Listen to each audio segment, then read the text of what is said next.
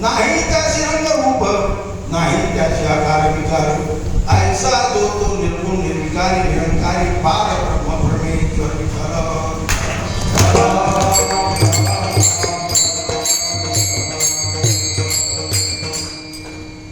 ईश्वराने सृष्टी निर्माण करते वेळेस हे येवणी बाकी राहिली, तेव्हा त्यांच्या लक्षात आलं की आपली फार मोठी चूक झालेली आहे.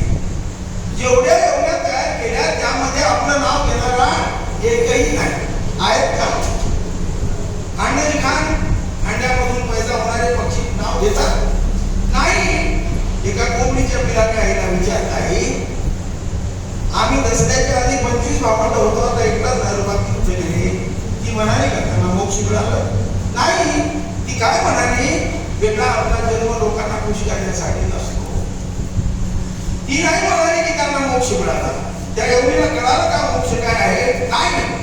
जारच घाण बकरीच्या पिलाईने तसंच विचारलं, आई दसऱ्यापूर्वी आम्ही 20 भावंड होतो, चुलत भाऊ, मम्मी भाऊ, मावस भाऊ, आता एकटाच राहिलो.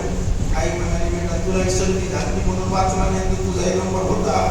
म्हणजे त्याची त्यांनाही पण कळालं नाही की ही एवढी कशासाठी आहे आणि मोक्ष कशाला म्हणतात, ईश्वर कोण आहे, कसा आहे, त्यालाही माहित नाही. स्वतःच्या बीजापासून उगवलेली वृक्षवल्ली त्यांनाही माहित नाही. आणि ही पहाडं त्यांनाही माहित नाही की आम्ही उदयाला कशासाठी आहोत आणि जाणार कशासाठी आहोत, त्यांनाही माहित नाही.